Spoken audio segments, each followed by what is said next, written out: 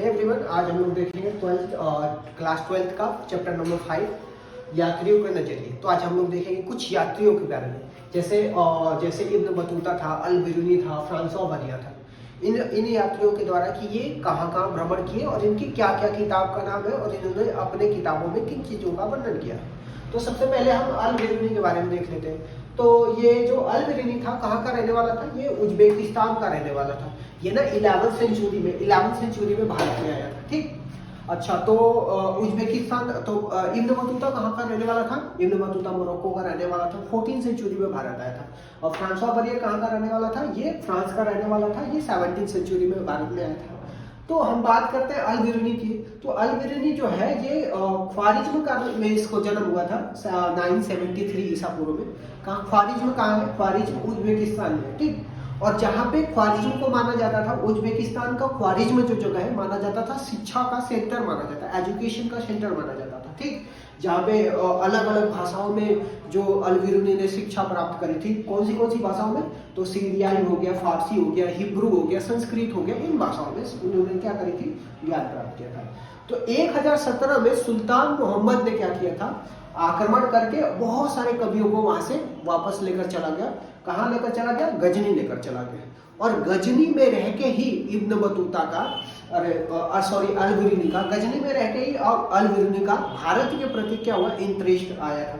ठीक, तो अल बिरूनी जो भारत के प्रति जो इंटरेस्ट आया था वो गजनी में रह के ही आया था। ठीक, अल बिरूनी ने बहुत सारे ब्राह्मणों के साथ रहा था, ब्राह्मणों के साथ, पुरोहितों के साथ, विद्वानों के साथ रहा था। और जिसने क्या करी थी? संस्कृत के बारे में, धर्म के बारे में, दर्शन के बारे में ज्ञान प्राप्त किया था। तो अगर आप क्वेश्चन आएगा या फिर ये आएगा कि अल बिरूनी ने किन के साथ? तो ब्राह्मणों के साथ, विद्वानों के साथ, पुरोहितों के साथ रह के उसने धर्म के बारे में, शिक्षा के बारे में और किसके बारे में? दर्शन के बारे में ज्ञान प्राप्त किया। अब बात करते हैं अल बिरूनी की किताब के बारे में। तो अल बिरूनी की किताब का नाम क्या था?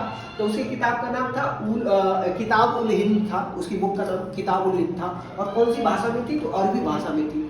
ठीक, और जो इस चैप्टर में जो किताब उल हिंद था अल बिरूनी का जो बुक थी, उसमें टोटल 80 चैप्टर थे। और सारे 80 चैप्टर में जो थे रीति रिवाज के बारे में, कल्चर के बारे में, धर्म के बारे में, खगोल विज्ञान के बारे में, विज्ञान के बारे में, साइंस के बारे में दिया गया, सामाजिक जीवन के बारे में बताया गया, नाप तौल भार के बारे में बताया गया, मूर्तिकला कानून के बारे में। ठीक, तो इस वजह से अल बिरूनी का जो है खगोल के प्रति बहुत ज्यादा झुकाव था। तो इस वजह से उसने मैथमेटिक्स पे, मतलब मैथ के, गणित के प्रति उसका ज्यादातर झुकाव देखने को मिलता है। ठीक, अब एक शब्द आता है हिंदू। हिंदू कहाँ से निकलता है? तो हिंदू जो एक फारसी शब्द है जो आपको देखने को मिलेगा कि 5 से 6 सेंचुरी ईसा पूर्व में आपको जो सिंधु घाटी जो सिंधु घाटी के रहने वाले लोगों को बोला जाता था।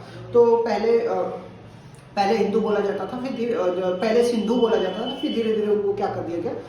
प्रोनाउंसिएशन करते करते हिंदू निकल गया है। ठीक, तो इस तरीके से आपका जो 12th चैप्टर का, क्लास 12 का चैप्टर नंबर 5 जो है उसमें हमने बहुत सारी बातें अल बिरूनी के बारे में बात करी है। जो कहा अल बिरूनी कहाँ का रहने वाला था? अल बिरूनी रहने वाला था उज्बेकिस्तान के ख्वारिज्म का रहने वाला था। ठीक, उसने कौन सी भाषाओं में शिक्षा प्राप्त करी थी? तो उसने सीरियाई, फारसी हो गया, हिब्रू हो गया, संस्कृत हो गया, इन भाषाओं में उसने शिक्षा प्राप्त करी थी।